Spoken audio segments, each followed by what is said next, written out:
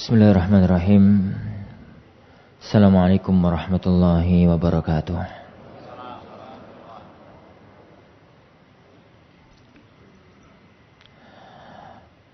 Innal hamdalillah nahmaduhu wa nasta'inuhu wa nastaghfiruh wa na'udzu billahi min syururi anfusina wa min sayyiati a'malina.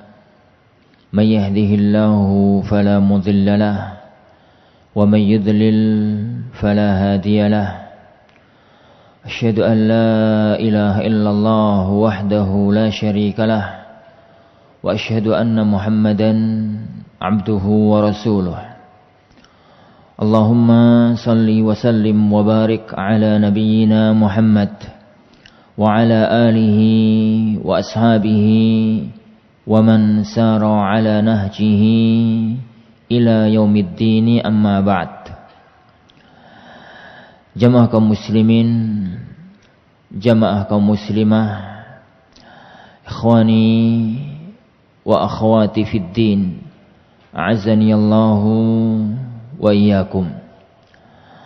Alhamdulillah, di pagi yang berbarokah ini, di waktu yang mulia ini, di saat yang disaksikan oleh para malaikat-malaikat Allah Subhanahu wa taala, kita kembali dipertemukan oleh Allah Subhanahu wa taala dengan taufik dan inayahnya untuk kembali memulai aktivitas kehidupan kita di hari ini dengan ketaatannya.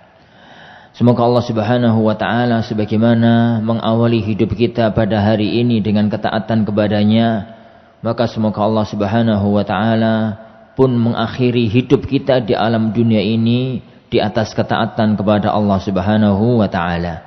Innamal a'malu bil khawatim, kata beliau. Sesungguhnya inti dari amal perbuatan adalah pada ujung dan pamungkasnya. Para jamaah yang dimuliakan Allah Subhanahu wa taala, kita lanjutkan kajian kita mempelajari hadis-hadis agung dalam Sahih Al-Imamul Bukhari rahimahullahu ta'ala. Setelah pada pertemuan-pertemuan yang kemarin kita membahas tentang kitab Badi'il Wahyi, kitab bagaimana pertama kali wahyu itu turun kepada Rasulullah sallallahu alaihi wasallam. Kita baca sekarang satu hadis dari Kitabul Iman dalam Sahih Al-Imamul Bukhari rahimahullahu ta'ala. An Abi Hurairah radhiyallahu anhu, anin Nabi sallallahu alaihi wasallam qala. Dari Abu Hurairah radhiyallahu anhu bahwasanya Rasulullah sallallahu alaihi wasallam bersabda, Al-imanu bid'un wa sittuna syu'bah. Fi riwayah bid'un wa sab'una syu'bah. Iman itu ada 60 lebih atau 70 lebih cabang. A'laha qaulu la ilaha illallah. Yang tertinggi adalah ucapan la ilaha illallah. Wa adnaha imatatul adza 'anit thariq, dan yang paling rendah adalah menyingkirkan gangguan dari tengah jalanan. Wal haya'u syu'batun minal iman, dan rasa malu itu adalah bagian dari keimanan.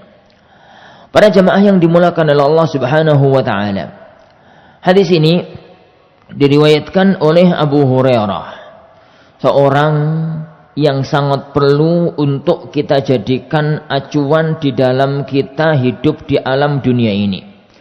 Beliau itu kalau dilihat dari masuk Islamnya itu belakangan, karena beliau masuk Islam di awal tahun ke-7, sedangkan Rasulullah sallallahu alaihi wasallam meninggal dunia di awal tahun 11. Beliau meninggal dunia di bulan Rabiul Awal tahun 11 Hijriah. Sedangkan Abu Hurairah masuk Islam di Muharram tahun ke-7. Ini masih Zulhijjah ataupun Muharram? Muharram tanggal 1. Tanggal 2. Tanggal 2. Sampai lali rek tanggalnya. Jadi beliau menyertai kehidupan Rasulullah SAW itu hanya 4 tahun lebih 1 bulan. Hanya 4 tahun lebih 1 bulan. Tapi beliau dalam dunia riwayat hadis menempati orang nomor 1 di antara para sahabat yang paling banyak meriwayatkan hadis Rasulullah sallallahu alaihi wasallam. Jadi para sahabat itu kan enggak semuanya satu level nggih. Ada yang banyak belajar, ada yang kurang belajar, ada yang taklim itu ya sepekan sekali, ada yang sering sekali, ada yang tiap saat.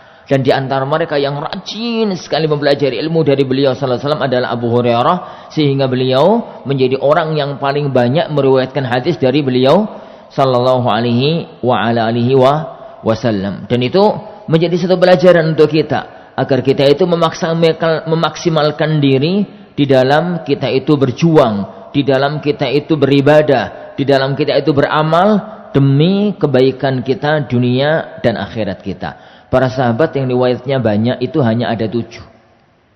Dari sekian ribu para sahabat yang riwayat hadisnya banyak, maksudnya banyak itu riwayat hadisnya di atas 1000 hadis. Itu hanya ada 7 orang. Kata para ulama kita diringkaskan dalam bait syair, sab'un minas sahbi fawqal alfi qad naqalu 'anil hadisi minal hadisi anil mukhtari khairu mudhari.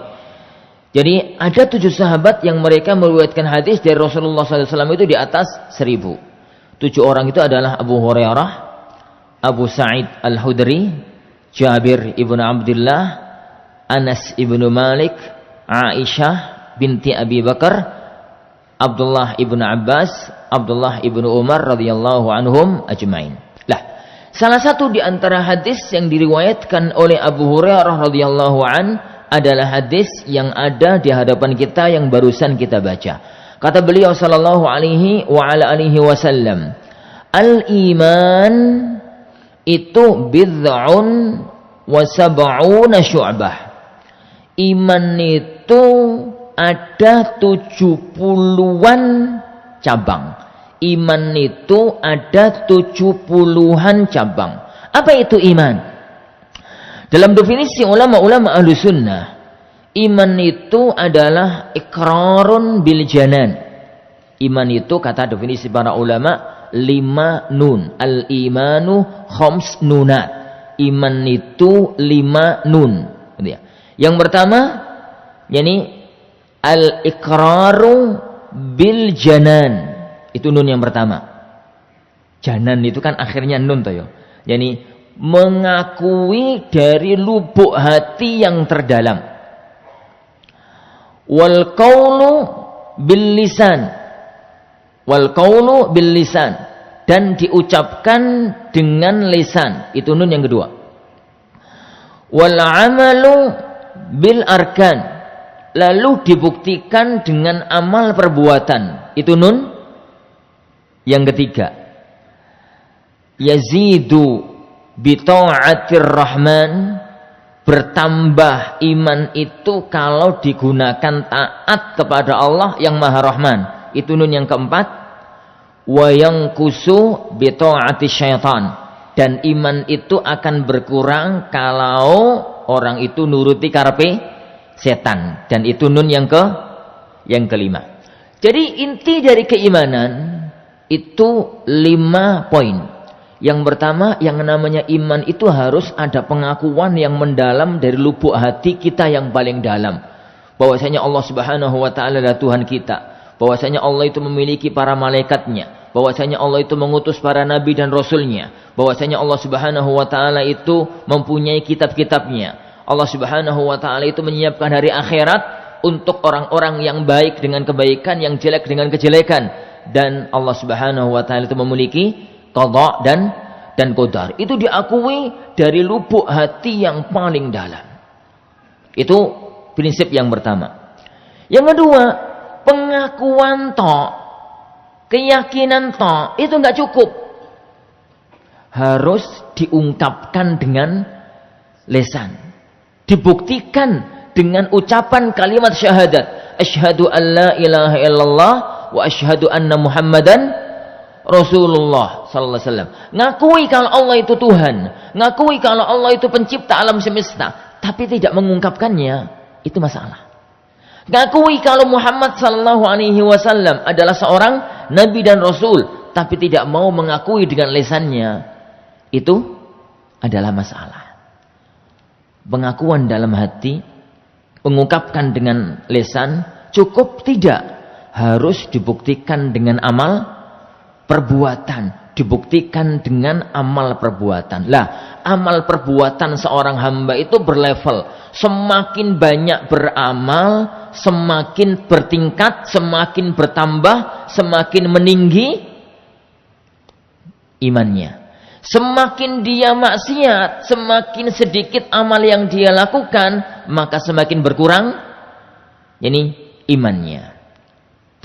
Tiga unsur yang pertama tadi para jemaah sekalian, ini kalau misah, iman itu bisa jadi nggak sah, bisa jadi nggak sempurna. Ono wong syahadate syahadat, yuk sholat gitu ya, tapi dalam hatinya sebenarnya tidak mengakui tentang Allah Subhanahu wa taala. Ini orang mukmin? Mukmin buatan? Hah? Tidak. Orang jenis ini namanya siapa? Syahadat. Yo amal. Tapi sebenarnya dalam hatinya tidak ada pengakuan. Siapa ini? Sinten? Munafik. Munafik akidah. Tapi munafik akidah ini yang tahu hanya Allah loh ya. Jenengan enggak usah melok-melok. Karena urusan hati itu urusan Allah Subhanahu wa taala. Dulu bisa diketahui tatkala wahyu masih turun. Lah begitu wahyu putus, yani kata Umar bin Khattab radhiyallahu an, nahkum 'alal zawahir wallahu yatawalla as-sarair. Kita itu menghukumi zahire. Adapun urusan hati, urusan Allah Subhanahu wa taala. Di zaman Rasulullah sallallahu alaihi wasallam, orang jenis ini ketahuan. Orang jenis ini ketahuan. Siapa orang-orang itu yang ketoke muslim tapi ternyata orang itu kafir, itu ketahuan karena Allah Subhanahu wa taala tahu isi hati. Berita itu disampaikan kepada Rasulullah sallallahu alaihi wasallam karena Rasulullah sallallahu alaihi wasallam sibuk sehingga tidak mampu ngawasi orang per orang. Akhirnya beliau membocorkan rahasia ini kepada Hudzaifah ibnul Yaman, sehingga Hudzaifah itu dikenal sebagai sahibu sirri Rasulillah, pemegang rahasianya Rasulullah SAW, intelijennya Rasulullah Sallallahu Alaihi Wasallam. Sehingga Umar bin Khattab itu mempunyai satu keunikan dalam hidup pada waktu beliau jadi khalifah. Jadi ini ada orang meninggal dunia, itu beliau lihat Hudzaifah nyolati apa mboten. Nek Hudzaifah nyolati, Umar melok-melok nyolati. Nek Hudzaifah gak nyolati, Umar melok-melok gak nyolati. Napa Hudzaifah kok gak nyolati?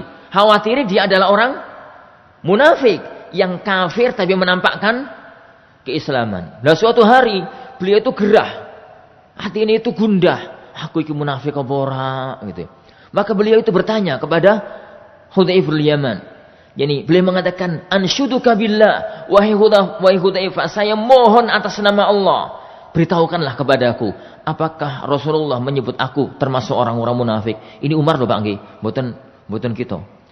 Umar yang ditakuti sama setan, yang dikatakan oleh Rasulullah sallallahu alaihi wasallam, "Idza marra Umaru fi tariq salaka syaitanu fi tariqin akhar." Ini Umar lewat dalan, setan itu nyingkrih lewat dalan yang lain. Lah nek jenengan kan senengi karo setan. Ini termasuk aku barang. Jadi Umar tuh nek lewat jalan, setan itu sengaja lewat jalan yang lain. Orang yang dikatakan oleh beliau sallallahu alaihi wasallam, "Lau kana min ba'di nabiyyun lakana Umar." Seandainya setelah aku ada nabi lain, orang itu adalah Umar. Tapi enggak ada. Ini yang dikatakan oleh beliau sallallahu alaihi wasallam, "Likulli qaumin muhaddatsun wa muhaddatsu hadhil ummah Umar bin Khattab." Setiap kaum itu ada orang-orang yang Allah kasih ilham. Ilham itu sebangsa wahyu tapi bukan wahyu. Kalau wahyu kan dari nabi.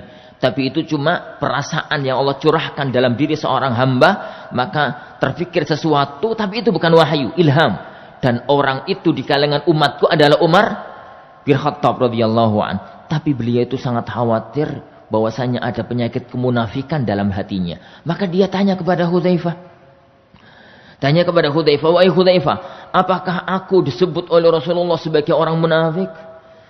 Hudzaifah mengatakan, tidak. Yani, lalu Umar kembali mengatakan, apakah di antara gubernur, panglima, dan menteriku ada orang munafik? Hudzaifah mengatakan, ada satu orang. Ada satu orang. Siapa dia? Saya nggak boleh jawab. Dan saya tidak akan menjawab pertanyaan yang sama dengan ini dari siapapun. Umar mulai itu pening. Beliau itu orang yang dikenal, khalifah yang dikenal selektif banget memilih. Yani orang-orang yang duduk di jajaran pemerintahannya. Tapi kalau kecolongan, itu berarti hati-hatinya, berarti sangat rahasianya orang-orang munafik di zaman Rasulullah SAW. Sampai Umar tertipu dalam tanda kutip. Sampai kecolongan gitu. Dipikir oleh Umar bin Khattab di malam hari itu. Direnungi siapa kira-kira di antara gubernurnya, di antara menterinya, di antara eselon satunya kalau bahasa kita, di antara panglima-panglimanya yang orang munafik. Setelah itu keesokan harinya beliau mecat satu orang. Kata Hudzaifah, ya wong iku sing tak karepno. Memang orang itu yang aku maksud. Itu yang pertama. Apa tadi yang pertama? Jadi mengungkapkan dengan lisan engge, amal engge, tapi tanpa hati. Maka dia adalah orang munafik. Taib yang kedua. Ngakui dengan hati, iya. Ngakui dengan seyakin-yakinnya kalau Allah itu adalah Tuhan pencipta alam semesta. Ngakui dengan seyakin-yakinnya kalau Islam itu agama yang benar. Ngakui dengan seyakin-yakinnya kalau Muhammad sallallahu alaihi wasallam itu adalah nabi dan rasul. Tapi tidak mau syahadat. Enggak mau syahadat. Padahal yuk berjuang. Yuk ikut berjuang, ikut beramal. Masalahnya satu, enggak mau syahadat. Apa hukumnya orang ini? Suiman tak jawab? Kok munafik? Munafik yang tadi. Kafir. Kenapa? Karena gak daftar. Sekolah ngono yuk melok ujian, melok sekolah, tapi gak daftar. Jadi gak oleh jasa. Gak daftar. Daftar masuk Islam itu kan syahadat. Asyhadu an la ilaha illallah wa asyhadu anna Muhammadan Rasulullah. Masih ingat toh kisah Abu Talib? Abu Talib itu kurang apa nih? Dia itu sebelum Rasulullah SAW jadi nabi. Abu Talib itu ngerti kalau ponakan ini mau jadi nabi. Siapa bisa menunjukkan dalam kisah apa Abu Talib itu ngerti kalau ponakannya itu mau jadi nabi? Hah? Kisah apa? Kisah tatkala tahun ke-12. Tatkala Rasulullah SAW di umur 12 tahun.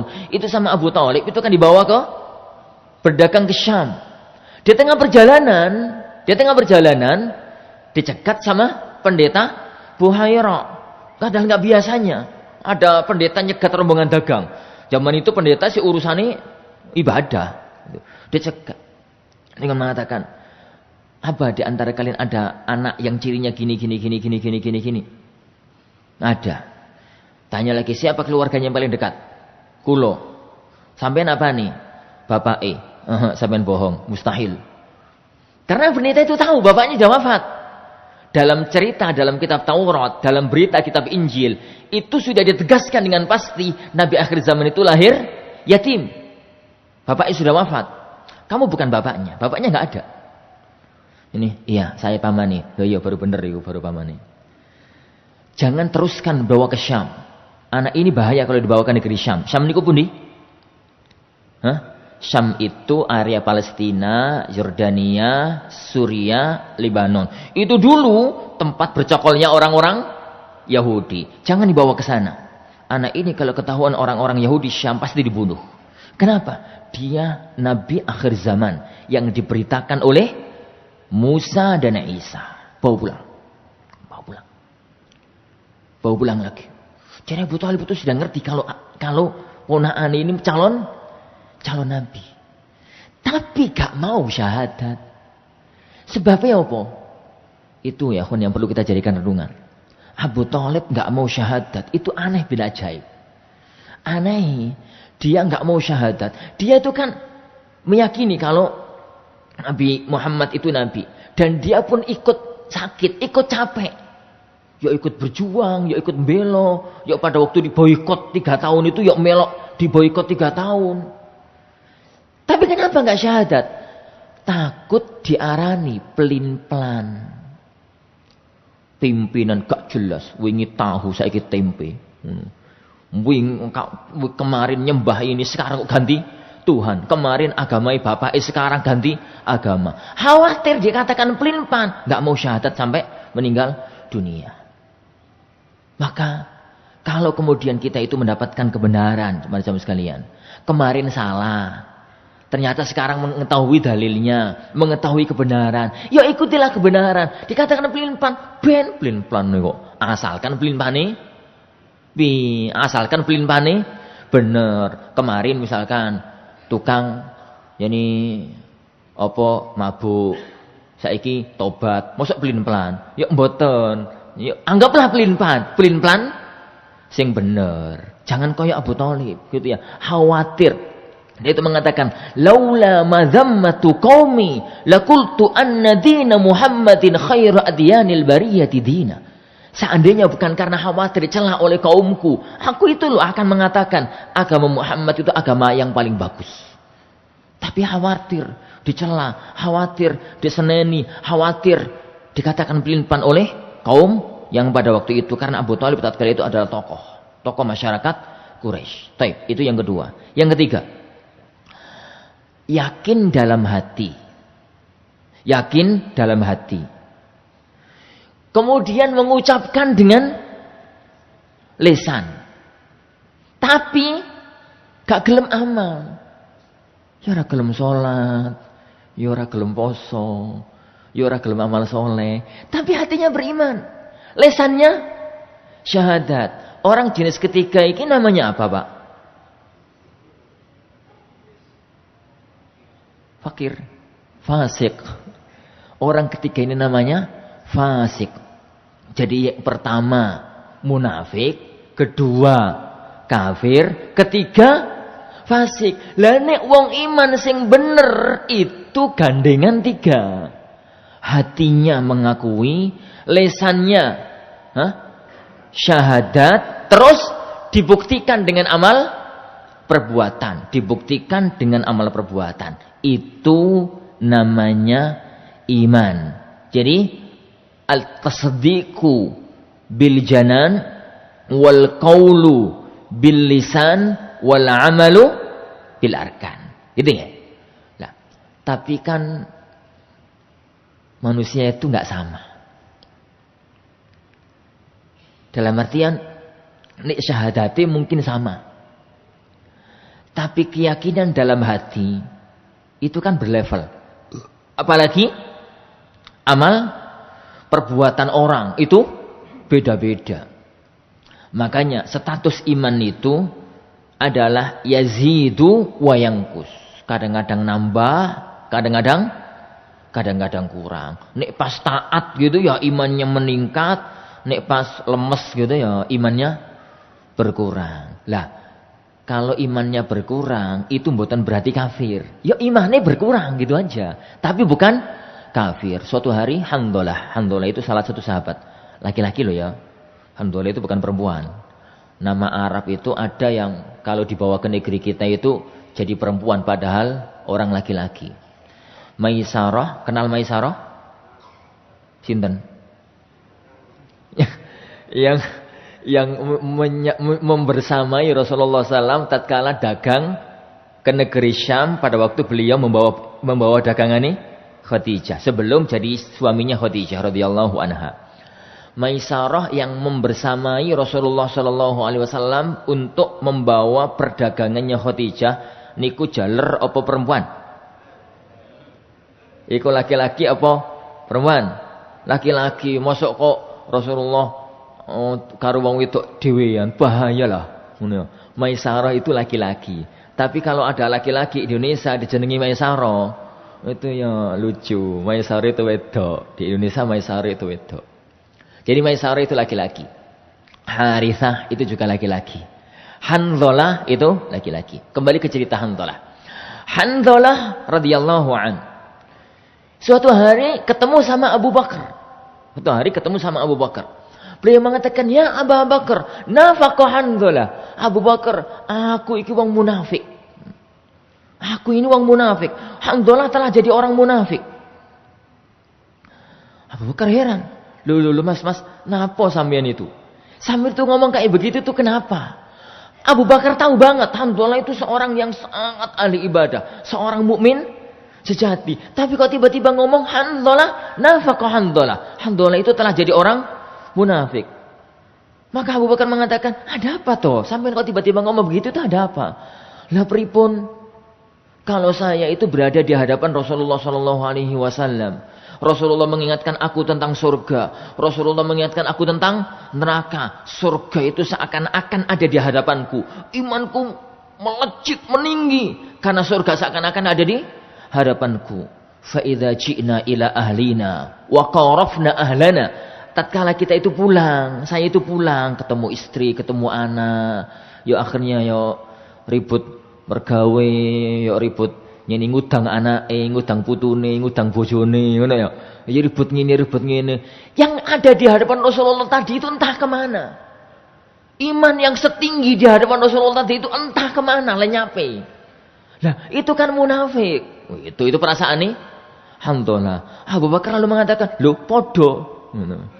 Abu Bakar mengatakan, "Loh, aku pun kayak gitu. Aku pun semacam itu. Ayo sowan kepada Rasulullah SAW." Akhirnya kedua orang itu sowan menghadap sama Rasulullah Sallallahu Alaihi Wasallam. Dan saya yakin, ini Abu Bakar begitu, alhamdulillah begitu. Kita lebih parah. Pasti itu ngaku wae. Termasuk kula, lebih parah. Kalau orang sekelas Abu Bakar, sekelas Hanzalah mempunyai perasaan semacam itu, maka kita lebih parah.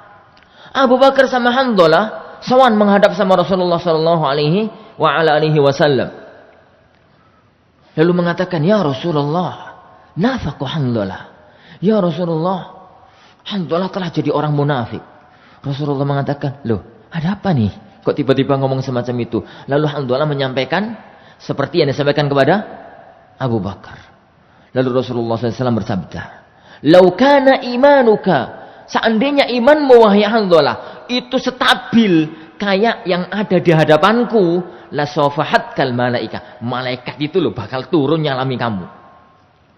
Ini. Tapi enggak mungkin, kata Rasulullah, enggak mungkin. Walakin ya Hanzalah sa'atan sa'ah. Tapi Hanzalah wong iku yo ono ada kalanya imannya meningkat, ada kalanya imannya menurun. Kadang-kadang begini, kadang-kadang semacam itu. Jadi iman itu terkadang meningkat, iman itu terkadang menurun. Lah, hadis ini disebutkan oleh Imam Bukhari di awal-awal Kitabul Iman untuk menunjukkan salah satu di antara penunjang iman naik adalah amal. Salah satu di antara yang menyebabkan iman itu meningkat, iman itu meninggi adalah dengan melakukan cabang-cabang keimanan. Maka beliau mengatakan sallallahu alaihi wasallam, al-imanu, iman itu ada 70-an cabang. Bid'un wa sab'una syu'bah. 70-an cabang. Apakah makna dari hadis ini adalah benar-benar 70-an? Bid'a itu angka dari 3 sampai 9. 70-an itu yang mungkin 73 sampai 79. Apakah benar-benar 70 lebih? Ataukah maknanya itu adalah banyak cabang? Pokoknya cabangnya itu banyak. Dan makna yang kedua ini yang lebih saya cenderungi. Kenapa? Dalam bahasa Arab, angka yang menunjukkan banyak itu 70. Kalau di negeri kita, angka yang menunjukkan banyak niku pinten? 1000 apa 100? 1000 apa 100? 1000. Ini 1000. Jadi mengambil langkah 1000. 1001 macam. Ngono toh? 1001 macam itu bener-bener macamnya 1001 apa? Banyak macam.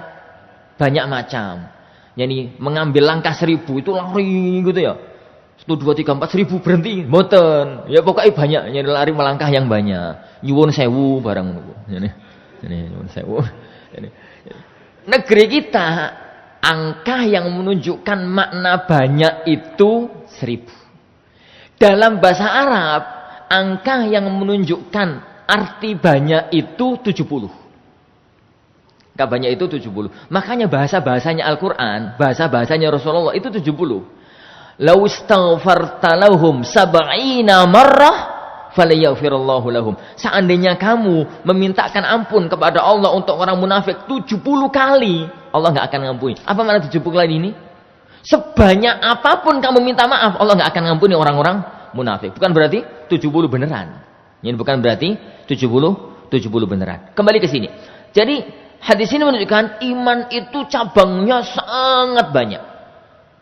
Ada yang kaitannya dengan amal hati. Semacam pembenaran, takut kepada Allah, cinta kepada Allah, dan macam-macamnya. Gitu ya. Ada yang berkaitan dengan amal lisan. Semacam syahadat, baca Quran, zikir, dan macam-macamnya. Ada yang berkaitan dengan amal anggota badan, sholat, haji, dan macamnya. Lah, beliau sallallahu alaihi wasallam di sini bersabda, a'laha, cabang-cabang iman yang banyak itu, cabang-cabang iman yang banyak itu, yang paling tinggi adalah la ilaha illallah. La ilaha illallah. Ucapan dan memahami serta mengamalkan konsekuensi la ilaha illallah. Itu yang paling tinggi. Kenapa yang paling tinggi? Pertama, karena itu kan daftar. Ucapan syahadat itu daftar. Yang kedua, ucapan syahadat itu pembeda antara muslim dengan kafir.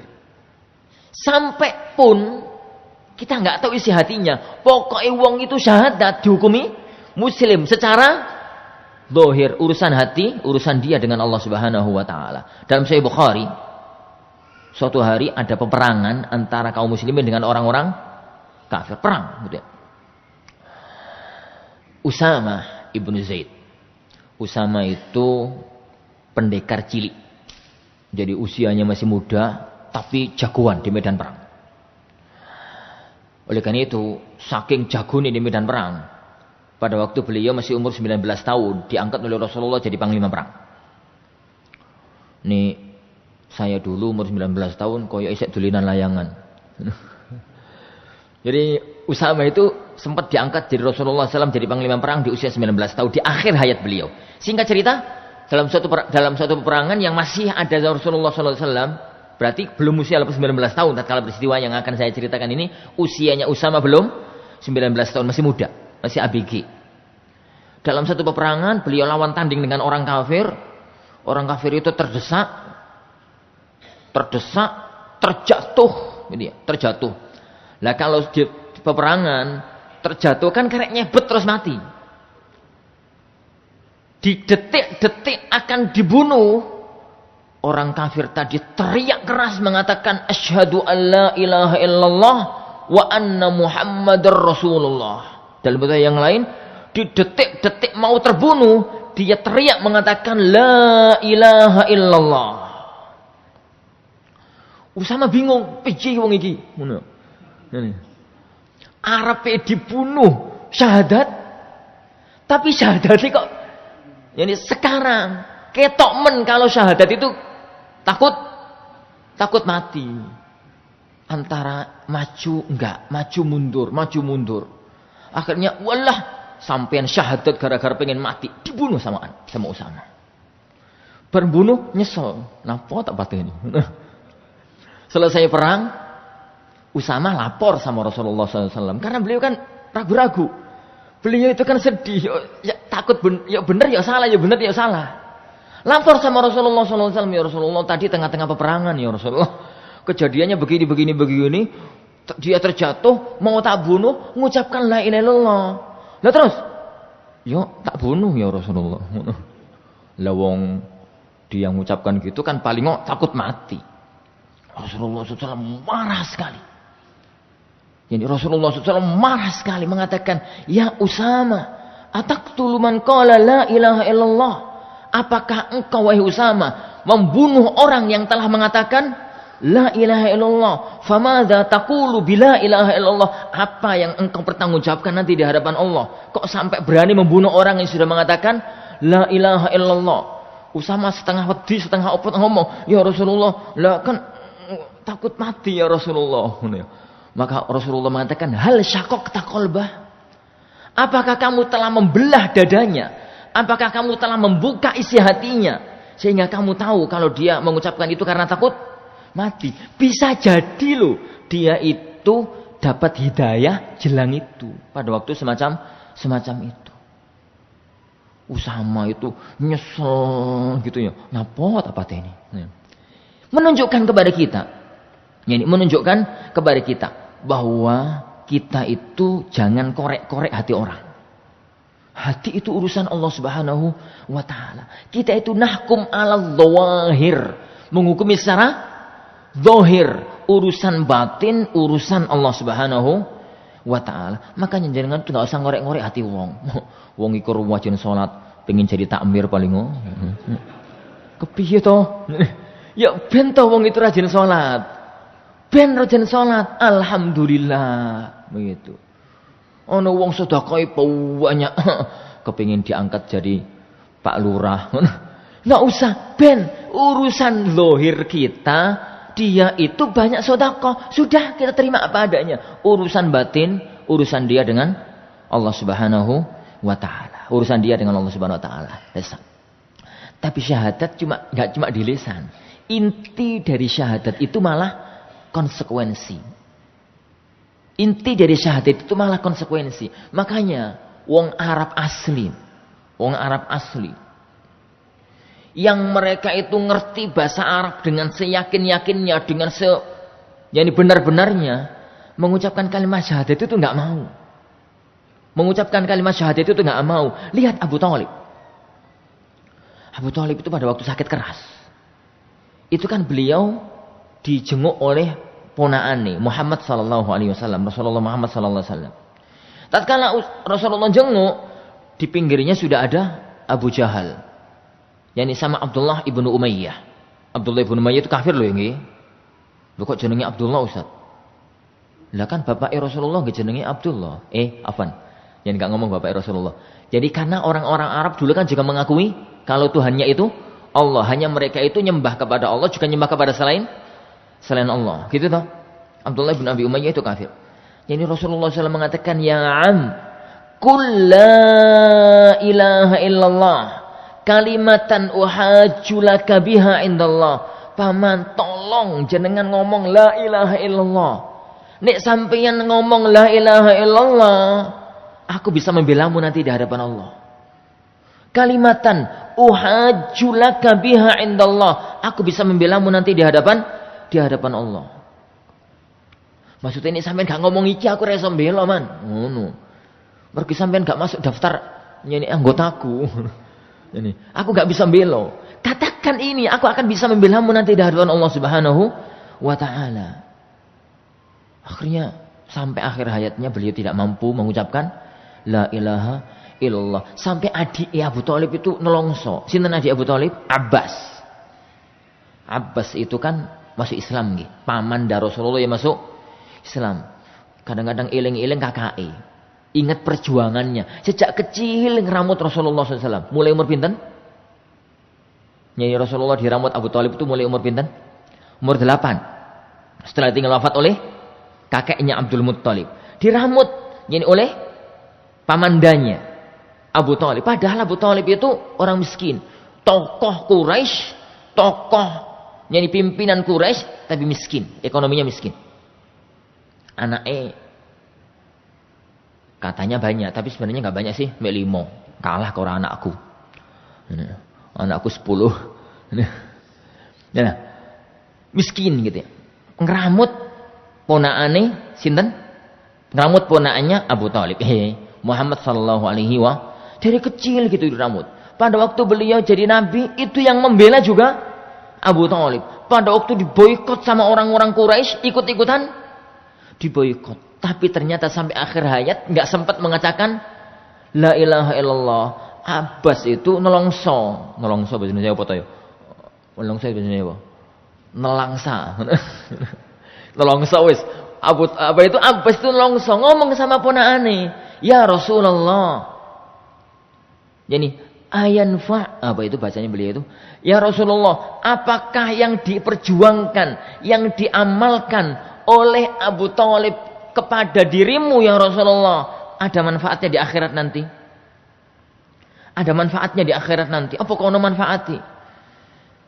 Beliau mengatakan ada. Yani ada.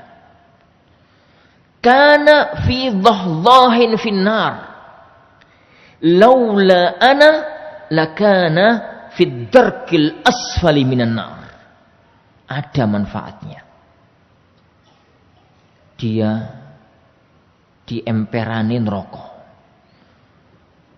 Kok emperanin rokok? Pesisirin rokok. Ngopo to bahasa sebentar kono? Dhahlah iku ya pinggire persis gitu ya. Seandainya bukan karena aku, mestinya dia itu berada di dasar keraknya neraka. Lumayan Ustaz, tapi aja lumayan. Jadi neraka iku meskipun emperane abot lho, Pak.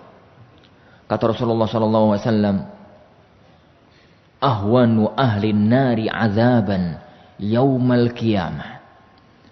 Penduduk neraka yang paling rendah azabnya itu mangkana fi na'lihi yani indahu na'lani min nar yaghli bihi ma dimahuhu.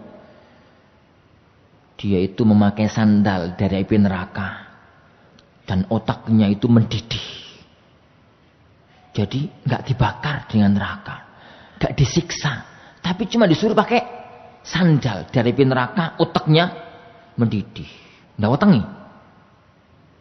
Sumber apinya di bawah yang mendidih. Atasnya wetengi. Ya lebih parah. Dan itu adalah letaknya di emperan api neraka. Maka ojo coba-coba masuk neraka nggih. Ora apa-apa Ustaz dino wae. Ojo. Berat ya, berat. Urusan neraka itu berat. Itu yang tertinggi. Mengamalkannya. Orang-orang kafir dulu nggak mau mengucapkan la ilaha illallah karena ngerti konsekuensinya, ngerti apa yang harus dilakukan setelah mengucapkan la ilaha illallah. Itu yang tertinggi. Kata beliau sallallahu alaihi wasallam melanjutkan hadis ini, wa adnaha imatatul adza anit thariq. Yang paling bawah itu nyingkirno duri gangguan di jalanan. Jangan memahami hadis ini dengan konteks zaman sekarang loh ya. Pahami dengan konteks di zaman Rasulullah SAW. Di zaman sekarang menyingkirkan gangguan dari jalan itu amal yang berat, itu amal yang mulia, amal yang tinggi. Kenapa? Nih orang terkena gangguan di jalan, konsekuensi ini kadang-kadang mati. Ono waktu tengah jalan. Terus ono wong sepeda motoran. Yani kurang konsentrasi nabrak watu guling. Mati. Ini. Tapi kan zaman Rasulullah belum ada sepeda motor. Jadi jalanan di zaman Rasulullah itu rata-rata 7 dhira'. Jalan-jalan di kota-kota itu loh. Rata-rata 7 dhira'. 1 dhira' itu dari sini sampai sini. Jenenge apa nih? Siku. Ya, siku ya. Dari sini ke sini. Kisarannya 48 cm. Gampangan ngitung 50 cm itulah. Berarti 3,5 meter. Jalan-jalan di zaman Rasulullah SAW di kota Mekah Madinah itu rata-rata 7 cm. 7 cm. Apa mau? 7 dhira', 3,5 meter. Tapi zaman itu belum ada mobil. Zaman itu belum ada sepeda motor. Rata-rata orang itu jalan kaki. Kalau naik kendaraan, naik unta, naik kuda, naik himar. Terus jalan di zaman Rasulullah itu belum aspalan, masih tanah. Sedangkan tanah Madinah niku jenisnya apa, Pak? Pasir. Jenengan pernah masuk Baqi? Masuk Baqi? Masuk lah ya, masuk jadi luar. Masuk Baqi? Pernah. Apa tanah Baqi? Tanah Baqi itulah tanah kota Madinah di zaman Rasulullah SAW. Satu-satunya yang masih bisa kedeteksi sekarang itu Baqi. Lah kan semua jalanan aspalan saiki. Jadi enggak boleh kedeteksi tanah di zaman Rasulullah SAW. Lah yang untuk mengetahui tanah di zaman Rasulullah itu Baqi. Baqi itulah tanah di zaman Rasulullah SAW. Tanahnya itu tanah lembut campur pasir lembut. Lah, tanah lembut campur pasir lembut itu loh, ono gangguan itu enggak terlalu masalah. Anggaplah ono duri. Ono durine apa nih? Durine pohon. Durine ori atau durine apa lah, duri tengah jalan. Terus keinjek sama orang pakai sandal, kira-kira durinya itu nancap ke sandal apa melembes ke lemah, masuk ke tanah. Kalau apa itu masuk ke tanah, kan kekuatan sandal daripada tanah. Kalau ada batu, terus ada orang jalan gak lihat terus kesandung, kira-kira sampai jatuh mati apa watu nih sing malah geser? Kira-kira ya, Wan. Watu nih sing malah geser. Jadi gangguan di tengah jalan di zaman itu hampir gak ono efek. Ya cuma gak nyaman, kesandung tetep gak nyaman, kena duri tetep gak nyaman. Tapi hampir gak ono efeknya. Gak ada ceritanya kemudian jarinya itu sampai kelupas atau apa gitu. Kenapa? Karena kondisi jalanan itu lebar 3,5, kemudian tanah lembut, dan ingat ya, kota Madinah itu area padang pasir, sehingga di area padang pasir itu nggak ono watu gede itu rata-rata watu ya kecil-kecil.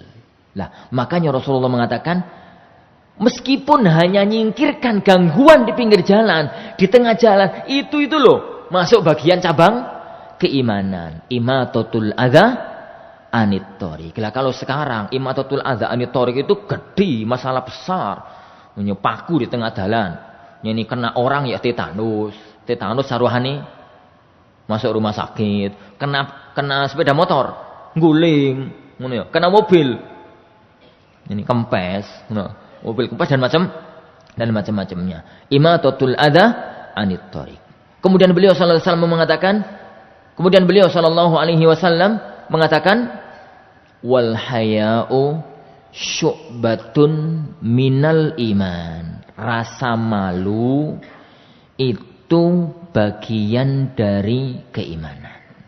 Jadi yang tertinggi la ilaha illallah, yang terendah imatatul adza anit thoriq, nyingkirkan gangguan di tengah jalan dengan gambaran tadi yang saya gambarkan. Kemudian beliau mengatakan, lah di antara cabang-cabang keimanan yang banyak itu adalah al-haya'u syu'batum minal iman. Rasa malu itu bagian dari keimanan.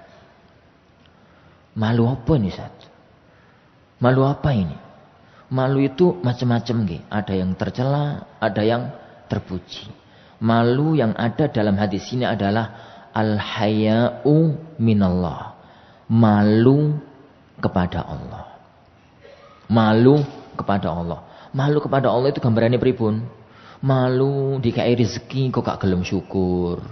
Malu diuji didik ae ngeluh. Malu diperintah gak jalankan perintahe. Malu dilarang nerjang larangane. Lah, malu jenis ini itulah yang malu masuk bagian iman. Tapi malu liyane ya ora. Yani mobile Avanza tonggone tuku Innova malu. Yani iku ya ora niku, itu malah bahaya niku. Nih itu malah bahaya. Jadi kenapa? Lah, malu itu kan berarti hasad. Ini malu. arepe salat jamaah malu, diarani wong saleh. Akhire gak jamaah. Akhir mau taklim malu, wis gedhi kok, tua-tua kok taklim. Ya gak karu-karuan. Malu yang jenis itu malu tercela. Malu yang ada dalam hadis ini adalah al-haya'u minallah. Malu sudah imsyak ya? Sudah syuruk ya? Malu dari Allah Subhanahu wa ta'ala. Allah Subhanahu wa ta'ala menciptakan kita. Allah Subhanahu wa ta'ala yang memberikan rezeki kepada kita. Allah Subhanahu wa ta'ala yang memberikan segalanya kepada kita. Allah memerintahkan dengan perintah-perintah yang ringan. Gak gelem. Isin sampean kepada Allah. Allah Subhanahu wa ta'ala melarang dengan larangan-larangan yang ringan, malah diterjang. Malu kepada Allah Subhanahu wa ta'ala. Malu jenis ini adalah syu'batun minal iman, bagian dari keimanan. Loh, terus cabang-cabang keimanan itu apa saja, Ustaz? Apa wae? Banyak, satu persatu dari hadisnya kita baca pertemuan-pertemuan yang akan datang insyaallah Subhanahu wa ta'ala. Imam Bukhari sampai akhir Kitabul Iman yang beliau sebutkan adalah cabang-cabang keimanan. Jadi hadis ini masih muqaddimah cabang keimanan, gitu ya. Jadi pertemuan-pertemuan berikutnya insyaallah Subhanahu wa ta'ala kita lanjutkan dengan pembahasan tentang syu'abul iman yang ada dalam Sahih Bukhari, apa saja yang masuk dalam bagian cabang-cabang keimanan. Satu pertemuan dapat 2-3 hadis kan mending daripada keblas. Nah, jadi sekarang dapat 1 hadis sebagai muqaddimah. Allahu a'lam insyaallah subhanahu ini yang kita pelajari, afwan, yani enggak tahu tadi kalau sudah syuruk. Insyaallah Subhanahu wa taala ini yang kita pelajari, mudah-mudahan yani satu demi satu hadis-hadis Rasulullah sallallahu alaihi wasallam yang kita baca, kita pelajari, menambah ilmu kita dan menambah iman kita kepada Allah Subhanahu wa taala. Kita akhiri majelis kita. Subhanakallahumma wa bihamdika asyhadu an la ilaha illa anta astaghfiruka wa atubu ilaik. Wa sallallahu wa sallama wa baraka ala nabiyil Muhammad. Assalamualaikum warahmatullahi wabarakatuh.